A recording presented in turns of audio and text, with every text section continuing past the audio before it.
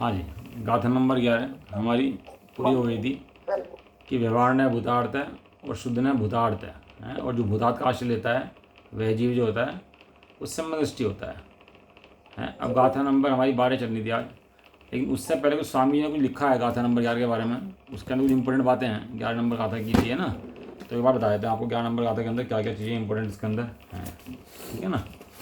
2 minute का 5 minute के अंदर बता देते हैं आपको। गाथा नंबर है आपकी 11 स्वामी जी। जो भावार्थ के ऊपर प्रवचन है स्वामी जी का।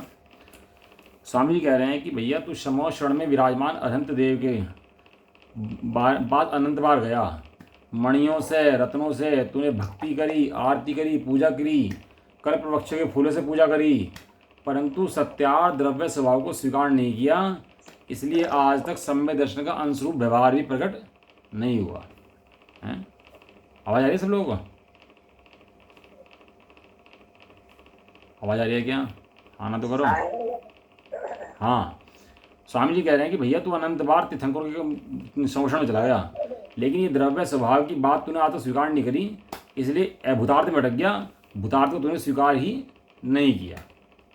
दूसरी बात वे कह रहे हैं कि कितनों को लगता है कि निश्चय की व्याख्या जो है वेदांत जैसी है, जैसे वेदांत बोलते हैं ना एक है, ऐसे ही ये बोलते हैं एक है, किंतु वेदांती पर्याय को नहीं मानते, गुणों को नहीं मानते, अनेक आत्माओं को नहीं मानते, केवल एक आत्मा को मानते हैं कि एक ब्रह्म स्वरूप है, उसको ही आत्मा जान लेते हैं। जबकि एक ब्रह्म स्वरूप नहीं है, आत्माएं अनेक हैं, और अनेक आत्माओं के अंदर एक एक में अनंत गुण हैं, और अनंत गुणों के साथ साथ में अनंत उनकी पर्यायें भी हैं। लिख रहे हैं जिनके मत में सर्वज्ञ का स्वीकार नहीं है, उनके मत में सत्यार्थ वस्तु हो ही नहीं सकती। जो सर्वज्ञ को नहीं मानता वो वस्तु को मान ही नहीं सकता। सर्वज्ञ के स्वीकार के बिना आत्मा में सर्वज्ञ स्वभाव की दृष्टि नहीं होती।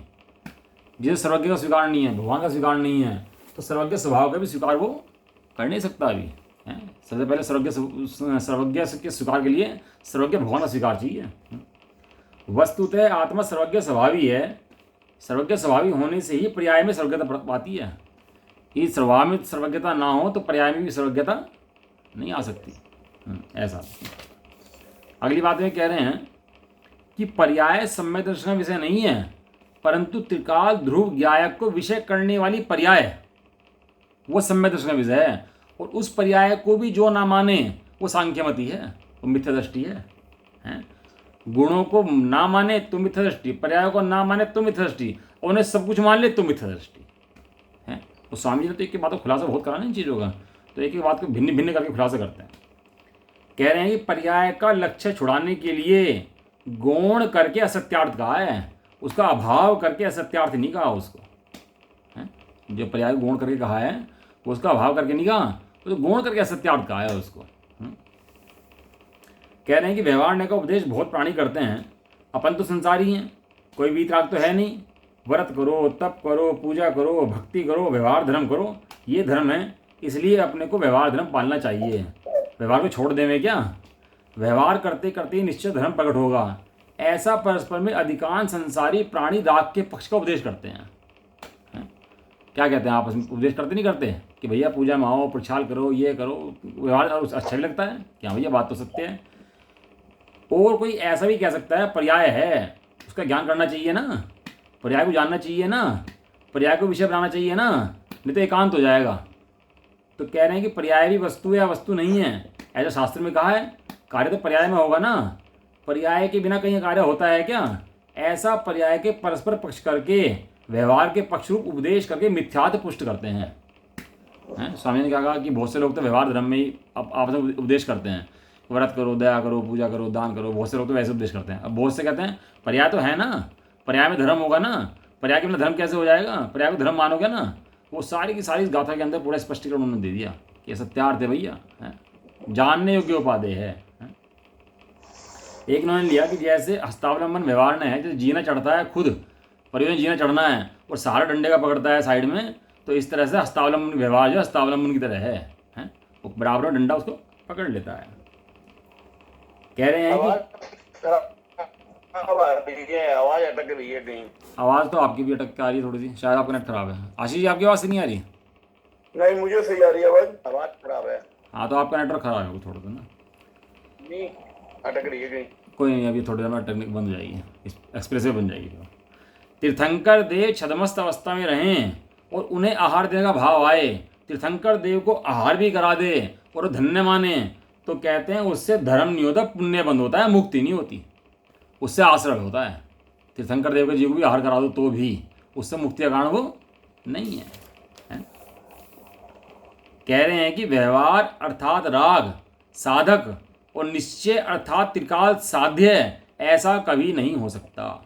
व्यवहार माने राग, राग तो साधक हो और राग से वीतरागता प्रकट हो जाए, ऐसा कभी नहीं हो सकता। कितना बढ़िया पॉइंट है, मतलब ये है चारित्र के राग को उपाधि तो जानता है कि चारित्र के अंदर राग है, तो चारित्र के राग से वीतरागता आ जाएगी, ऐसा कभी नहीं सकता। भक्ति का राग है होने के बाद भी हे है वो रोज राग है, वो वीतरागता का कारण नहीं है। वीतरागता का कारण स्वभाव का अंश है, स्वभाव है वीतरागता का कारण। वो जो पर्याय है और राग है वो वीतरागता का कारण कभी हो नहीं सकता, क्योंकि खुद ही राग है, और राग वीतरागता का कारण कैसे बनेगा। तो कह रहे हैं कि व्यवहार राग साधक हो और त्रिकाल साध्य पकड़ हो जाए, ऐसा कभी हो नहीं सकता। सेवन करने तो योग्य ध्रुव गाया की है, परंतु लोग इसको समझता बिल्कुल भी नहीं है। कह रहे अनंत बार शुभ भाव किए और अनंत बार शुभ भाव करके पुण्य बंद किया, और पुण्य बंद करने से चारों गति में खड़ा, मोक्ष नहीं हुआ इसका आज तक भी। क्योंकि पुण्य बंद का कारण क्या है, पुण्य बंद तो आश्रय कैटेगरी में है ना, और पुण्य बंद से क्या होता है, चार गति के चक्र में रमण होता है, खुलता तो है नहीं। खुलता कहाँ से है, खुलता कहाँ से है, जो स्वभाव का अंश है, जो स्वभाव प्रकट है वहाँ से खुलता है। राग से कभी भी खुलता नहीं है, भेद से कभी खुलता नहीं है। बस लास्ट एक और पैरा इसके अंदर है, कह रहे हैं कि देखो विदेह क्षेत्र में साक्षात अनंत परमात्मा विराजते हैं, विदेह क्षेत्र में शिवेंद्र भगवान है साक्षात विराजते हैं, वहाँ ओंकार ध्वनि का अमृत बरसता है। ओंकार ध्वनि भगवान की खिड़ती है, भगवान की दिव्य ध्वनि ऐसे नहीं खिड़ती जैसे हम बोल रहे हैं आप बोल रहे हैं, ऐसे नहीं खिड़ती दिव्य ध्वनि। दिव्य ध्वनि कैसे खिड़ती है भगवान की, ओम, और मुँह से निकलता, वो सर्वांग से कंपायमान होता है, ओम की ध्वनि होती है, उस ओम की ध्वनि के अंदर द्वाशांग होता है। सुनाया, वो ऐसा नहीं होता हमारी तरह की जैसे हम बातचीत करते हैं आपस में उपदेश देते हैं, और उस ओंकार ध्वनि को गणधर समझते हैं और गणधर उसकी रचना द्वाशांग श्रुत के रूप में कर देते हैं। फिर जो भी क्वेश्चन भी पूछता है तो उसका उत्तर गणधर देते हैं, वो भगवान उत्तर नहीं देते उसका। है तुमने पढ़ा भी होगा ना कि कहानी के पुस्तक पढ़ते हैं कि श्रेणिक ने गणधर महाराज से पूछा, है गौतम गणधर से पूछा, तो जितनी कहानियाँ प्रथमा योग की हैं उसमें सब में ये लाइन आएगी कि राजा श्रेणिक ने गौतम गणधर से पूछा, भगवान से नहीं पूछा। लेकिन गौतम गणधर ने कहाँ से उत्तर दिया, गौतम गणधर ने अपने आप से उत्तर नहीं दिया, जो ओंकार ध्वनि जो आई उस ओंकार ध्वनि का कन्वर्ट कर दिया उसने द्वाशांग के रूप में, उस द्वाशांग से उत्तर दिया उसने। ठीक है, ऐसा तो ओंकार ध्वनि का अमृत बरसता है। इस दिव्य ध्वनि गणधर के बिना दिव्य ध्वनि नहीं करती ना, गणधर के बिना दिव्य ध्वनि नहीं करती, एक गणधर की दिव्य ध्वनि नहीं होती, दिव्य ध्वनि भगवान की होती है ना। ट्रांसलेटर हो गई तरीके से, ट्रांसलेटर हो गया, ट्रांसलेटर जब तो नहीं होता तो दिव्य ध्वनि खिड़ती नहीं है। कोर्ट के अंदर एक अंग्रेजी वाला खड़ा हो, हिंदी वाला खड़ा हो, और ट्रांसलेटर ना हो तो क्या बोलेंगे, क्या समझाएंगे उसको, क्या ना बोलना व्यर्थ है। तो मैं बोलता रहूँगा, इसके समझ में कुछ नहीं आएगा, ट्रांसलेटर बीच में आ जाएगा तुरंत ही बोलना शुरू कर देंगे। ये तो होता है ऐसा। इस दिव्य ध्वनि सुनने के लिए इंद्र आते हैं। पहले देवलोक को स्वधर्म कहते हैं, उसके 32 लाख विमान हैं, एक एक विमान में असंख्य देव हैं। उन 32 लाख विमानों का स्वामी स्वधर्म इंद्र है, वह सम्यक दृष्टि है। उसकी इंद्राणी सची है, वह भी सम्यक दृष्टि है। दोनों ही एक भाव लेकर मुख जाने वाले हैं। वे भी जिस दिव्य ध्वनि को सुनने के लिए आते हैं उस दिव्य ध्वनि का सार, वो स्वधर्म इंद्र असंख्यात देव हैं, कहाँ से उसका वैभव, और वो भी बैठा चातक की तरह देखा भगवान को, और वो दिव्य ध्वनि सुनने आया है। और दिव्य ध्वनि का सार जो है वो भगवान कुंदकुंद देव ने हृदय में परम करुणा धारण करके यहाँ उपदेश किया कि शुद्ध न्याय भूतार्थ है और उसके आश्रय जीव सम्यक दृष्टि होता है। उन इंद्रादि आए, सब कौन कौन बैठे संवत्सर के अंदर हैं, चक्रवर्ती बैठे, सब बैठे, और क्या सुन रहे, सारे बैठे क्या सुन रहे कि शुद्ध न्याय भूतार्थ है, अशुद्ध न्याय भूतार्थ है। ये मूल उद्देश्य तो यही इतना ही है। भगवान कुंदकुंद आचार्य शुद्ध न्याय के फल रूप मोक्ष मार्ग को जानते हैं, अनुभवते हैं। इस कारण उन्होंने भव्य जीवों के उपकार के लिए मुख्य रूप से शुद्ध न्याय का उपदेश दिया है। ये शुद्ध न्याय का उपदेश विरले को मिलता है, किसी के कान में सुन पड़ती है बातें, हर किसी के कान में पड़ती हैं। कान तो बहुत लोगों के हैं, इस कान में ये बात नहीं पड़ती किसी के भी, ये बात पढ़नी दुर्लभ है कान में। तो स्वामी जी को मुझे थोड़ा सा बताना था, मैं पढ़ रहा था स्वामी जी का स्वाध्याय कर रहा था, तो मुझे अच्छा लगी बात, ये पॉइंट्स नहीं थोड़े से, तो मैं बताऊँगा आपसे लोगों को, तो ये वाली बात, ठीक है ना। अब आगे चलते हैं। अब गाथा नंबर है हमारी 12 हैं। अब गाथा नंबर 12 शुरू होती है, क्या है, पढ़ो जी पढ़ो, कौन पढ़ेगा, प्राकृत पढ़ो फिर हिंदी पढ़ो। तो शुद्धा देशो राधवो परम भाव दर्शी व्यवहार देशिणा पूर्ण जेदु अपर में तिथा भावे चिट्ठीदा तिथिदा भावे देखे परम जो भाव उसको छूटने जातव्य है राजू अपरम भाव में व्यवहार के उपदिष्ट है। बहुत सुंदर गाथा है आचार्य देवेंद्र की गाथा है। जो जीव अधिकार जो है ना, ये पूर्वंग अधिकार जो है, इसकी 38 गाथाएं तो वास्तव में बहुत ही गजब की गाथाएं हैं। जितना समय लगा ना इसके अंदर, इतना समय आगे नहीं लगेगा। ये 38 गाथाएं तो बहुत ही ज़्यादा इंपोर्टेंट गाथाएं हैं सारी। एक एक गाथा के अंदर बहुत माल भरा हुआ है आचार्य देव ने। शुरू में मतलब पूर्वंग अधिकार के अंदर माल भर दिया उन्होंने आचार्य देव ने उठा के। तो कह रहे हैं व्यवहार, ये व्यवहार ने भी किसी किसी को किसी काल में प्रयोजनवान हैं, सर्वथा निषेध करने के योग्य नहीं है, इसलिए उसका उपदेश है। यह सुनते व्यवहारी उछल जाता है, उसके हृदय में ऐसा आता है जो तो रक्त भर दिया हो किसी ने। कोई सूखा बैठा हो 11 गाथाएं तक और 12 गाथाएं आती चुड़ा हो जाता है, कहना देखो मैं कह रहा था ना, व्यवहार ने निषेध करने योग्य नहीं है, आप निषेध नहीं कर सकते उसका, इस तरह से उड़ा नहीं सकते आप इसको हैं। देखो मेरी बात, आचार्य कुनकुन देव ने तो कहा इसका उपदेश दिया है, लेकिन आगे लिखेंगे चंदाचार्य कि जाना हुआ प्रयोजनवान है, करने के लिए प्रयोजनवान नहीं है, जानने के लिए प्रयोजनवान है। आगे इस गाथा की टीका के अंदर आएगा, एक शब्द से उन्होंने सारा का सारा काम क्लियर कर दिया इसका गाथा का, जाना हुआ प्रयोजनवान है। तो व्यवहार ने क्या है, किसी को किसी काल में प्रयोजनवान है। जैसे सीढ़ी चढ़ते हैं, तो सीढ़ी चढ़ते हुए एक सीढ़ी छोड़ते हैं, दूसरी पे चढ़ते हैं, दूसरी छोड़ते हैं, तीसरी पे चढ़ते हैं, जब तो ऊपर तक जाते ही नहीं जाते, या सीधा ऊपर चले जाते हैं। लेकिन चढ़ने के काल में वो जो सीढ़ियाँ चढ़ रहे हैं, वो सीढ़ियाँ हैं कि उपादेय हैं? जो सीढ़ियाँ चढ़ रहे हैं वो सीढ़ियाँ हैं कि उपादेय हैं? तो कि भाई सीढ़ियाँ चढ़ रहे हैं ना, ऊपर चढ़ना उपादेय है, छत पे जाना परम उपादेय है। छत पे जाने के लिए सीढ़ियाँ चढ़ रहे हैं, ये कब कहा सीढ़ियाँ उपादेय हैं? यदि सीढ़ियाँ उपादेय हो जाएंगे तो सीढ़ियों में बैठ जाएगा, फिर तो छत पे क्यों जाएगा, सीढ़ियों में बैठ के वापस आ जाएगा। छत पे जाना उपादेय है, सीढ़ियाँ प्रयोग करता है, क्रिया उपादेय है। सीढ़ियाँ उपादेय हैं, वर्तमान काल के लिए किसी को प्रयोजनवान है, चढ़ते हुए को प्रयोजनवान है, और प्रयोजनवान छोड़ने के लिए प्रयोजनवान है। प्रयोजनवान माने छोड़ने के लिए प्रयोजनवान, प्रयोजनवान का मतलब ग्रहण करने योग्य नहीं, प्रयोजनवान माने छोड़ने योग्य प्रयोजनवान। दो प्रयोजन होते हैं, एक छोड़ने योग्य प्रयोजन होता है, ग्रहण करने योग्य प्रयोजन होता है। हैं, आप बाजार से केला लाए, केले के अंदर दो पार्ट हैं, एक छिलका है, केला है, दोनों चीज़ आप ले आए, केला का भाव देख कर हैं, वहाँ केले का छिलका क्या है, वही प्रयोजनवान है, और केले का दल है वही प्रयोजनवान है। यदि प्रयोजनवान ना होता तो बिना छिला केला ले आओगे या पन्नी भरवा के हैं? कोई बिना छिला केला ठेले बेच रहा हो तो ले आओगे उसको? नहीं लाएंगे। क्यों? क्योंकि वो छिलके प्रयोजनवान है। लेकिन छिलका छोड़ने के लिए प्रयोजनवान है और केला ग्रहण करने के लिए प्रयोजनवान है कि डिफरेंस नहीं है दोनों के अंदर? हाँ, ये प्रयोजनवान का सब समझना चाहिए। और व्यवहार जो चल जाता है, देखो मैं कह नहीं रहा था व्यवहार तो उसके खरफ्त बह जाता है। भैया व्यवहार करता है, छोड़ने के लिए प्रयोजनवान बताया, ग्रहण करने के लिए प्रयोजनवान नहीं बताया। किसी काल में किसी को प्रयोजनवान है, जो सीढ़ी पे चढ़ता है, चढ़ रहा है, उसके लिए प्रयोजनवान है। और पहली सीढ़ी से सीधे 5 सीढ़ी में नहीं चढ़ सकता, पहली से दूसरी पे चढ़ेगा, दूसरी तीसरी चढ़ेगा, तो पहली से चढ़ने वाले के लिए दूसरी सीढ़ी प्रयोजनवान है। और जैसी पहली सीढ़ी छोड़ी वो है हो गई, और तीसरी उपादेय हो गई। जैसी तीसरी पे चढ़ा तो दूसरी तो है हो गई और चौथी उपादेय हो गई। तो जो कभी तो है और कभी उपादेय, वो है भाई साहब। मतलब इसका लोहा जो केला खाया हमने वो तो उपादेय हो गया, जो छिलका छोड़ दिया वो हे हो गया। हाँ वो हे हो गया, ये ऐसे ही है। जब आपने चौथे नंबर की सीढ़ी चढ़ी तो तीसरे नंबर की सीढ़ी हे, और पांचवें नंबर की सीढ़ी उपादे है। और जो कभी हे अब फिर उपादे, अभी पांचवी सीढ़ी चढ़ जाएगा ना तो वो हे बन जाएगी। तो जो कभी हे कभी उपादे, कभी हे कभी उपादे, तो वो हे ही है भाई साहब। हैं जो परम उपादेय है, परम उपादेय क्या है? छत पे जाना।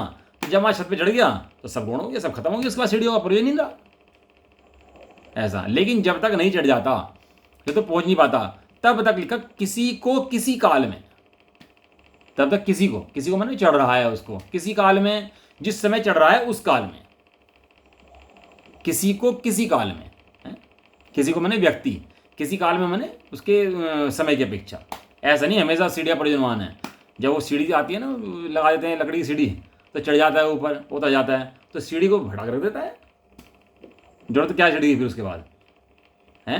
मैं छत पर लेबर चढ़नी है काम करने के लिए, चढ़ी और सीढ़ी हटा दी, अब प्रयोजन उसका क्या? प्रयोजन खत्म।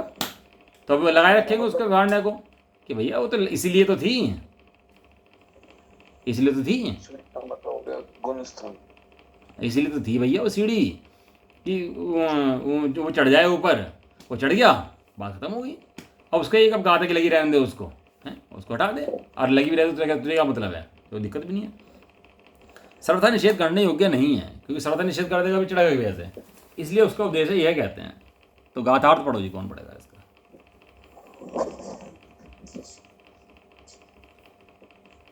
पढ़ देख लो फटाफट एक बार में, एक मिनट में तैयार रहा करो। भावदर्शी भी जो शुद्ध नए तक पहुंचकर श्रद्धावान हुए तथा पूर्ण ज्ञान चारित्रवान हो गए, उन्हें तो शुद्धादेश है। शुद्ध आत्मा का उपदेश आज्ञा करने वाला शुद्ध नए ज्ञातव्य है, ज्ञान जानने योग्य है। पुनः और ये तो जो जीव अपर भाव में अर्थात श्रद्धा तथा ज्ञान चारित्र के पूर्ण भाव को नहीं पहुंच सके हैं, साधक अवस्था में ही स्थित है, वे व्यवहार द्वारा उपदेश करने योग्य है। हाँ, व्यवहार के द्वारा उपदेश करते हैं ना, जो शुद्ध ने तक पहुंच गए, जो जिन्हें प्राप्त कर लिया, उनके लिए तो वो उपदेश करने वाला वो जानने योग्य है, उन्हें कुछ करने योग्य तो है नहीं भाई, उनके ज्ञान में है, वो शुद्ध नहीं जानने योग्य है, शुद्ध नहीं करने योग्य है। नीचे गिर के तो कोई काम नहीं करना चाहिए। भले ही वो व्यवहार में बैठे शिष्य को समझाने के लिए नीचे आए, उतरे, समझाए उसको, लेकिन ऐसा समझाने से वो तो वैसा ना हो जाए हैं। समझाने के लिए आ जाए नीचे, कोई दिक्कत नहीं है, समझाने के लिए नीचे आ सकता है, कोई दिक्कत नहीं है। लेकिन जिस समय समझा रहा है खुद यदि हीन आचरण करने लगेगा तो फिर कैसे काम बनेगा? जैसे कि आप किसी महाराज के पास बैठो और महाराज जी उपदेश दें सत्य मार्ग का, तो बढ़िया है, उसका कल्याणकारी है। अब महाराज जी खुद कहने लगे कितने पैसे तेरे पास हैं भैया, कहाँ दान देगा, कितना दान देगा, खुद ही गिर जाएं और खुद ही साथ में उसके हो जाएं, तो कौन बड़ा ठहरा फिर? तो खुद ही नीचे गिर गए। तो शुद्ध न ही उपादेय है, शुद्ध न का उपदेश ही उपादेय है। लेकिन जो जीव अभी श्रद्धान में, ज्ञान में, चारित्र में पूर्ण भाव को नहीं पहुंचे हैं, देखो तीन चीज़ें हैं, श्रद्धान, ज्ञान, चारित्र। पूर्णता होती है श्रद्धान की पूर्णता, ज्ञान की पूर्णता और चारित्र की पूर्णता। ठीक है, ज्ञान की पूर्णता को यहाँ जो अपने बारे में सम्यक ज्ञान जो है ना, उसको पूर्णता कहा है। केवल ज्ञान को पूर्ण ज्ञान नहीं कह रहे हैं यहाँ पर। जो केवल ज्ञान का जो 13 गुण स्थान वाला केवल ज्ञान है ना, उसका पूर्ण ज्ञान नहीं कहते हैं। पूर्ण ज्ञान मैंने अपने आत्मा का संपूर्ण ज्ञान हो गया, उसको पूर्ण ज्ञान कहते हैं। ठीक है ना? तो जब हमने अपने को जाना और अनुभव करा और श्रद्धा ने उसके मोहर लगा दी, तो श्रद्धान ज्ञान तो पूर्ण हो गया। और चारित्र की पूर्णता में कर्म पड़ता है। चारित्र की पूर्णता कितने गुणस्थान है बताओ? श्रद्धान की पूर्णता के तो गुणस्थान कौन सा है? पहले से चौथे में जाएगा। ये तो क्या होगी? श्रद्धा पूर्ण और ज्ञान पूर्ण है। अब चारित्र की पूर्णता कितने गुणस्थान है? कितने गुणस्थान है? 5वां, 6वां, 7वां, 8वां, 9वां, 10वां, 11वां, 12वां। इतने गुणस्थान किसकी पूर्णता के लिए हैं? चारित्र की पूर्णता के लिए हैं। और श्रद्धान ज्ञान भी एकदम पूर्ण हो जाते हैं। श्रद्धान ज्ञान के अंदर भेद ज्ञान बारंबार करता है, कहता है बारंबार करता है, समझाना पड़ता है भैया बहुत जीव को। जीव बार बार संसार में भूल जाता है, रम जाता है, वही विषय कषाय बन जाते हैं, उन्हीं संसार के विषय में पड़ जाता है, लोभ में पड़ जाता है, कषाय में पड़ जाता है, क्रोध मान माया लोभ में पड़ जाता है। तो समझाते हैं भैया क्रोध मान माया लोभ मत करो भैया, हैं कषाय हैं, कसती हैं आत्मा को, ये मत करो भैया, शांति से अपने सुख को चिंतन करो। हैं हिंसा, झूठ, चोरी, कुशील, परिग्रह, 5 पाप मत करो भैया। 5 पाप क्या करते हैं? 5 पाप से दुख होता है, दुख देते हैं। तो समझाते हैं समाज अच्छे से रहो भैया, शोध का खाओ, अन्याय मत करो, अनीति मत करो, अवक्ष मत करो, हैं तत्वों का चिंतन करो, स्वाध्याय करो। लेकिन ये सब उपदेश, ये व्यवहार का उपदेश है सब। लेकिन ये सब उपदेश है किसके लिए? ले जाना कहाँ है उसको? अब कोई बाजार में, अब कोई शराब पीता हो तो अब सीधा ये नहीं कहेंगे कि तू भैया आके जो मंदिर में आ जा भाई, सीधा सीधा प्रसाद कर ले, तो क्या उपदेश देंगे शराब पीता हुआ तो है? पहले में उपदेश क्या है उसके लिए? शराब को भाई सप्त व्यसन है, सप्त व्यसन त्याग करने योग्य है, जैनी लोग हैं सप्त व्यसन नहीं करते भैया हैं। और जब वो छोड़ दें तो उसके बाद उसको अगला उपदेश देने योग्य है, जो आगे का उपदेश है फिर उसको वो वाला उपदेश देते हैं, तो धीरे धीरे चढ़ाते हैं उसको। एकदम तो समझता नहीं है, और एकदम तुम उत्कृष्ट बात सुनाओगे समझाओगे, मतलब जितनी रहा सुनता वही भाग गया। तो इसलिए व्यवहार न्याय का उपदेश जो है, श्रद्धान की ज्ञान की पूर्णता में बहुत समय लगता है और चारित्र की पूर्णता में बहुत समय लगता है। ये मत समझना चाहिए कि श्रद्धान ज्ञान एकदम पूर्ण हो जाते हैं। आज हम आत्मा की बात सुन रहे हैं, आप भी सुन रहे हैं, मुझे सुनते हुए, हमें आपको सुनते हुए 40 साल हो गए, 45 साल हो गए सुनते सुनते। लेकिन भाई तो श्रद्धान ज्ञान फिर पूर्ण नहीं होते, फिर भी वो मोह चलता रहता है। लेकिन मोह मंद पड़ता रहता है विज्ञान से। किसी का मोह बहुत ज़्यादा मंद है, किसी का कम मंद है कि नहीं है? हो सकता है कि आप सुनो और आपको मोह तेज से मंद पड़ जाए, और हम 50 साल सुन रहे हो, हमारा मोह कम मंद दिए से मंद पड़ रहा हो। श्रद्धान ज्ञान एकदम पूर्ण नहीं हो जाते, चौथा गुण स्थान एकदम नहीं आ जाता। चौथे गुण स्थान में बहुत अभ्यास चाहिए, बहुत अभ्यास चाहिए कि पहले से चौथे के लिए अनंत पुरुषार्थ चाहिए। इतना पुरुषार्थ 5वें से 12वें तक के लिए नहीं चाहिए, 13वें तक के लिए जितना पुरुषार्थ पहले चौथे के लिए चाहिए। क्योंकि जिससे चौथा आ गया उसके तो 5वें से 12वें तक होंगे ही होंगे, अपना आप होंगे, फिर तो ऑटोमेटिक होंगे। फिर तो ऐसा हो नहीं सकता जिससे चौथा हुआ हो और उसके आगे गुण स्थान ना हो, अपना आप होंगे उसके। मिथ्या छूट गया, मिथ्या छूटते ही अब उसके अर्धपुद्गल प्रावर्तन काल के अंदर मोक्ष जरूर जाएगा वो जी। इससे ज़्यादा संसार टिक नहीं सकता उसका संसार ऐसा रह गया जैसे गाय का खुर का पानी, ऐसा रह गया अनंत समुद्र में से एक बूंद पानी, इतना संसार रह गया उसका। वो संसार छूटेगा उसका, है? श्रद्धा बढ़ गई, श्रद्धा जैसी श्रद्धा बढ़ी उसकी दृष्टिकोण बदल गया। हाँ, बस वो दृष्टिकोण जो बदला ना, जो चौथा गुण स्थान जो हुआ, कर्ण लब्धि में प्रवेश करा, समय दर्शन हुआ, वो टर्निंग पॉइंट है उसका। बस वही, उसके बाद तो गाड़ी खुद चलने वाली है। और यही तो समझ में आनी है, गाड़ी खुद चलने वाली है। श्रद्धान जब सम्यक होता है तो ये तो समझ में आता है कि ये जो चारित्र की पर्याय, राग की पर्याय खुद चलने वाली है, इसमें मैं कुछ नहीं कर सकता। यहाँ तो भैया ऐसा है, यदि बंधन को भी खोलने जाओगे तो बंधोगे। क्या कहा? बंधन को भी खोलने जाओगे तो बंधोगे। बंधन को भी नहीं खोलना, बंधन अपने समय पे समय पे खुलेगा। बंधन खोलने की आकुलता भी बंध का कारण है। यहाँ तो इतना भी नहीं कहते,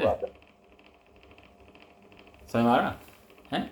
अब क्या है कि अब मोक्ष जाऊं, आकुलता हो रही, मोक्ष जाऊं। अबे मोक्ष की तेरे जरूरत क्या है भैया? तेरे तो स्वभाव के अंदर मोक्ष बैठा हुआ है, तेरे मोक्ष की जरूरत क्या है?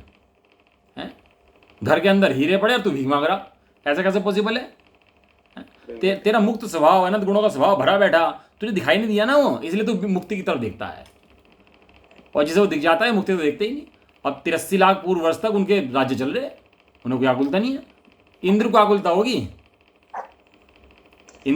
वहां बैठ के कि भैया ये एक इनकी आयु कम बची है और मोक्ष जाना है इनको, और ये तीर्थंकर के जीव हैं, तो कुछ तो करो, है? तो उसको आकुलता हुई तो तीर्थंकर, उसने नीलांजन का नृत्य कराया है। अवधि ज्ञान से जाना कि कैसे होगा, अवधि ज्ञान से जाकर नीलांजन का नृत्य कराया, और नृत्य करा के दिखाया कि देखो एक स्त्री मरी, दूसरी एक देवी मरी और दूसरी देवी तुरंत पैदा होगी। उसने नीलांजन का नृत्य दिखा के भगवान को सचेत करा, लेकिन भगवान को कोई आकुलता नहीं थी। और 3 ज्ञान के धारी थे, मति शुद्ध अवधि, 6 एक समय दृष्टि थे, और 6 महीने में आत्मा का अनुभव किया करते थे। ऐसे होने के बाद भी आकुलता नहीं थी। आकुलता हो तो समय दर्शन चला जाता है। बस यही तो करंट है जो भाई साहब देते हैं हमारे को। कहने लगे स्वभाव के बारे में सुनने के बाद भी आकुलता किस बात की रहेगी तुझे, ये बता देता हूँ। मोक्ष चला जाऊं, नरक में चला जाऊं, स्वर्ग में जाऊं, ये परिणाम तेरे कहाँ से आ रहे हैं? ये तेरे परिणाम स्वभाव को नहीं जानने से आ रहे। आप सुनार के पास जाओ, 1 किलो सोना दो और हार बना दे, इसका कुंडल बना दे। आपने दिया, तोड़ा फोड़ा, आग में गिरा, कुछ भी करा, और आपको 1 किलो सोना दे दिया, क्या दिक्कत है? कोई टेंशन है? इतना उसने काम करा, उसमें आग में झोंक दिया, हथौड़े से पीटा पटका है, और उन लोगों बैठ गया वहाँ पे, भैया मेरा सोना से पीट रहा, कम हो गया तो, घट गया तो, इसमें कुछ बिगड़ गया तो, कोई टेंशन हो गया वहाँ पे घटोगे तो? हैं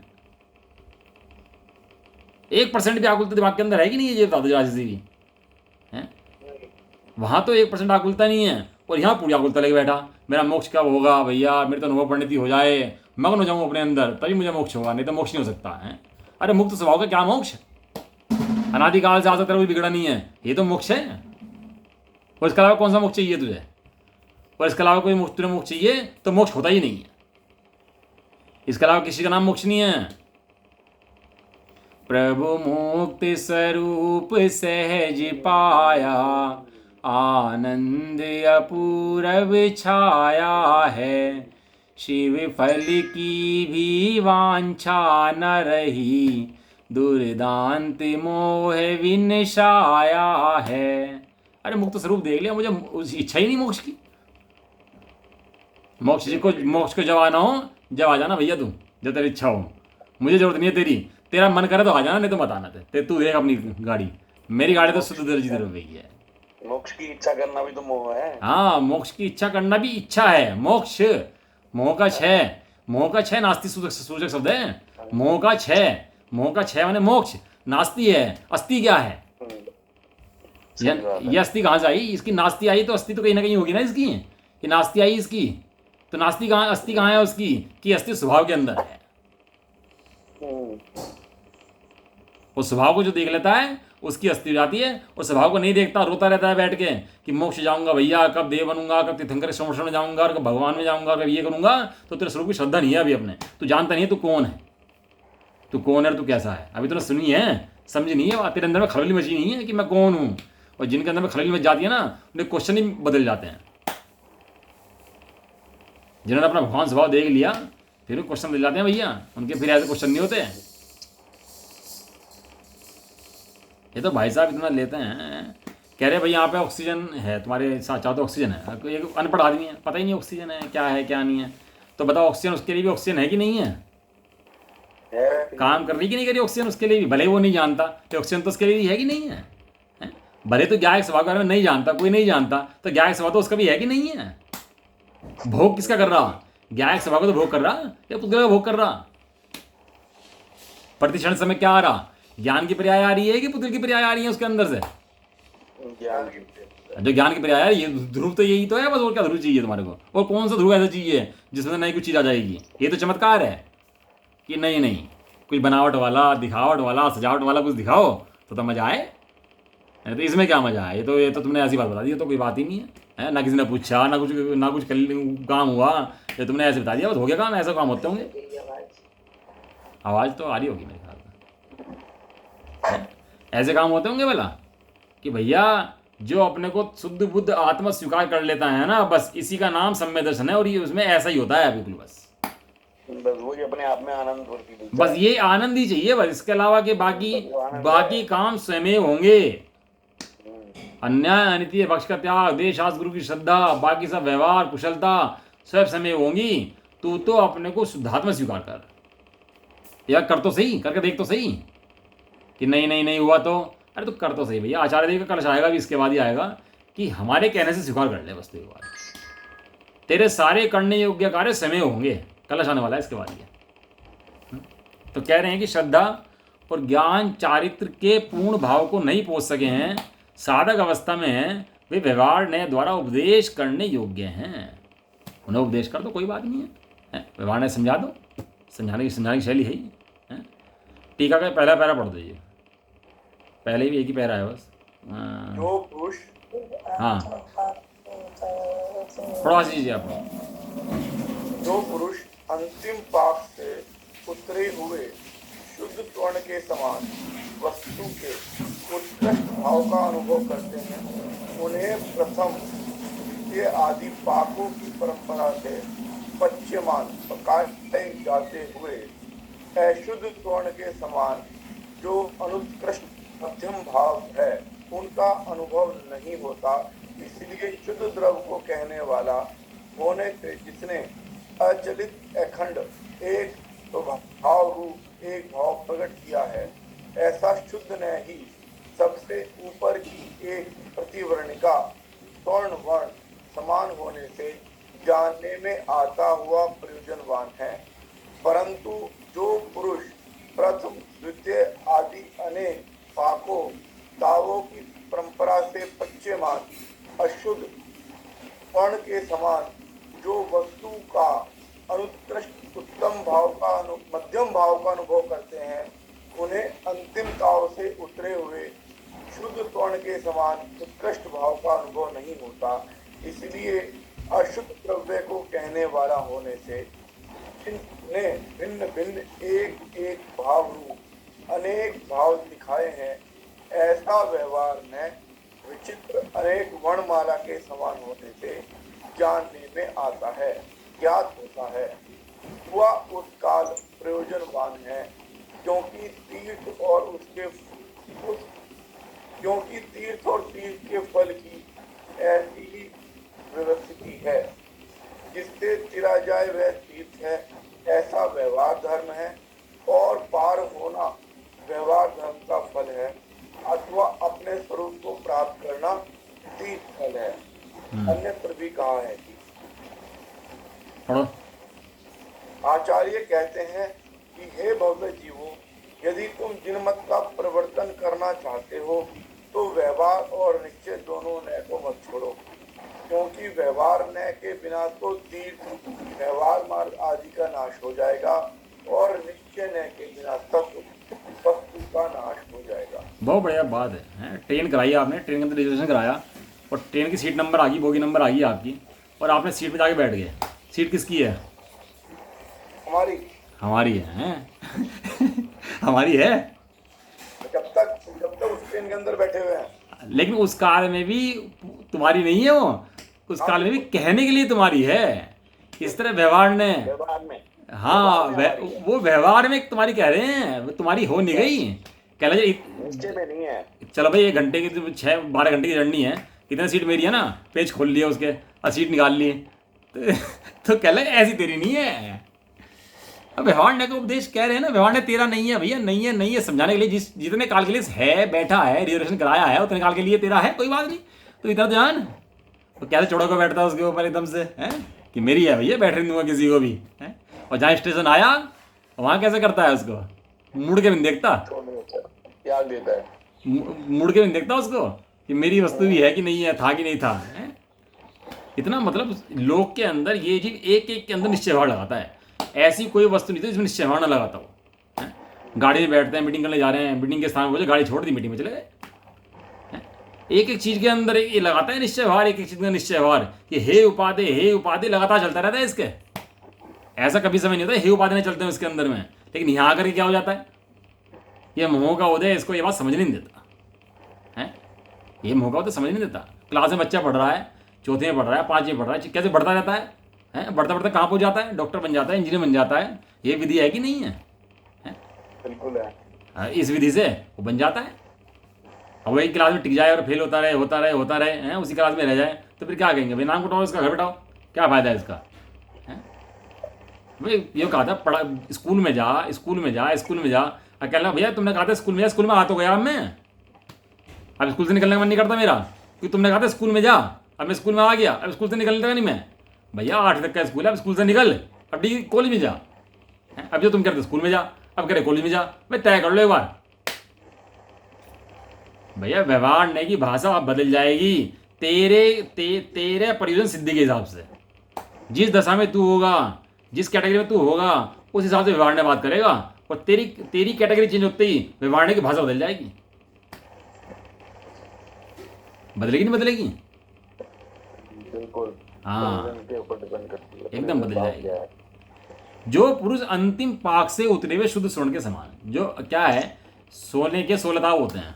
जब सोना शुद्ध करते हैं तो सोना जो होता है मिट्टी कंकड़ी मां निकलता है, कंकड़ काली मां सही। हम लोग तो पहचान नहीं सकते सोना है इसके अंदर। यदि हमें खान के बाद ले जाओ कि सोने ही खान है, तो हम पहचान नहीं पाएंगे सोना है। कोई स्वर्णकार हो जिसकी दृष्टि स्वर्ण की होती हो, वो पहचान सकता है कि हाँ इस खान के अंदर कितना सोना है। जैसे कुंदकुन देव ने पहचाना कि हम कौन हैं, एक कीट कालिमा वाले नहीं हैं, हम शुद्ध चैतन्य द्रव्य हैं, पहचान करी।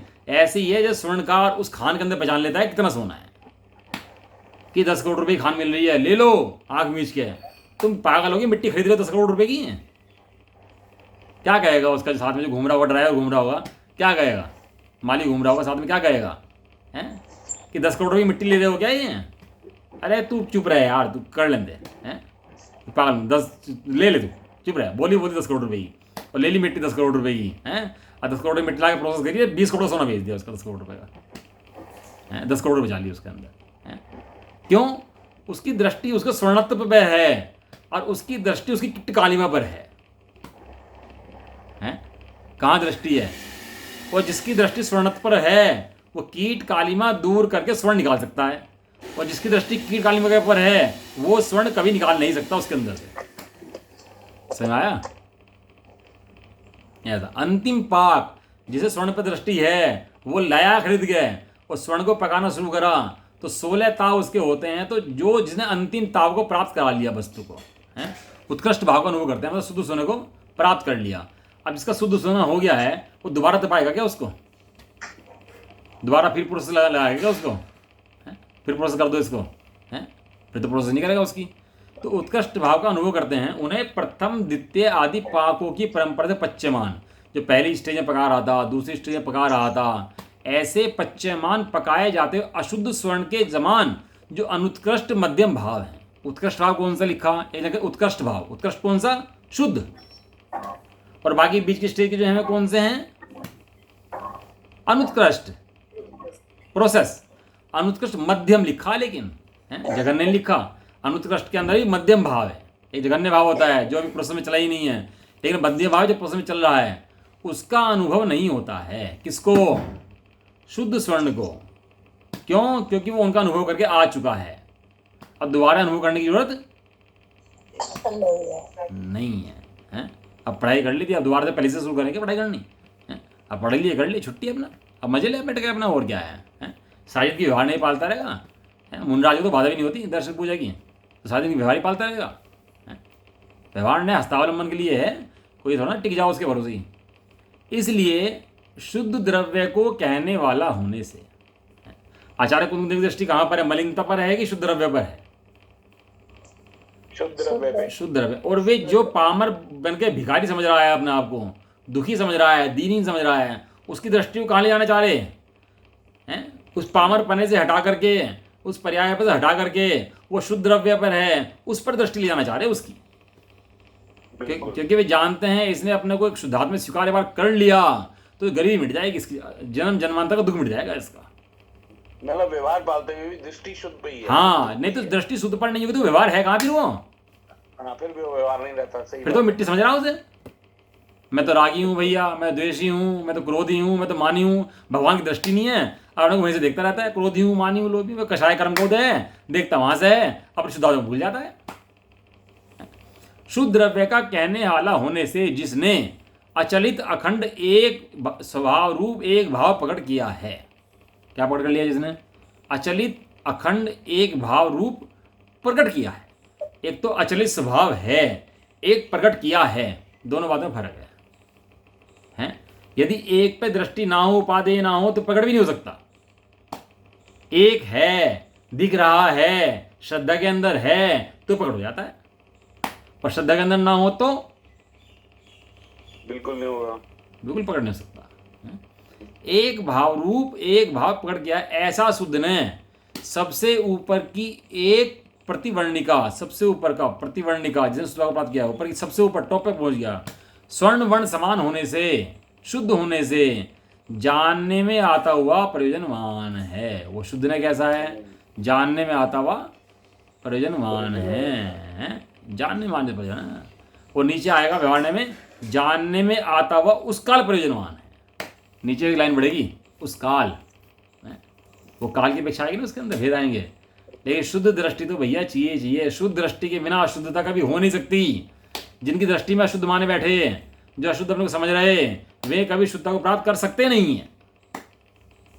ठीक है, ऐसा बस आज इतने लेंगे, और कल जो है इसके आगे का लेंगे कि कैसे वो प्रथम द्वितीय कैसे करता है, और गुणस्थान भी पढ़ेंगे इसके अंदर कि गुणस्थानों के अंदर कैसे क्रम से जी चढ़ता है, और कैसे कैसे उसके अंदर दिशाएं बदलती हैं, वो किसको उपादेय है, उपादेय क्यों नहीं है, किस पर उपादेय है। कल गुणस्थान से थोड़ा पढ़ाएंगे इसको। ठीक है ना? अभी की बात यही पूरी करते हैं। देखो थोड़ा स्लो चलता है, इस स्लो चलने से ये है कि थोड़ा सा बात समझ में आ जाती है, और बात को बार बार थोड़ा हमारे छूट भी गए थे उसमें। थोड़ा स्लो पढ़ो, तो स्लो पढ़ने से क्या है कि एकदम बात क्लियर हो जाती है, और जल्दी में 5 मिनट पढ़ जाओ, कोई बात नहीं। ये शास्त्र 1 महीने पूरा हो जाएगा, और ये शास्त्र पूरा में 1 साल लग जाएगा। लेकिन आराम से पढ़ के तसल्ली से समझना चाहिए बात को, क्या बात आचार्य देव कहना चाह रहे हैं। हम भी बहुत पढ़ते हैं, स्वामी जी को पढ़ते हैं और भी सुनते पढ़ते हैं, तो वहीं से बात निकल के आती है सारी हैं। कोई अपने घर की बात थोड़ा ना है, ये तो सर्वज्ञ देव से निकलती बात आ रही है, वही यहाँ आ देती है बात ऐसा। चलो, निज निधि निज में बताई।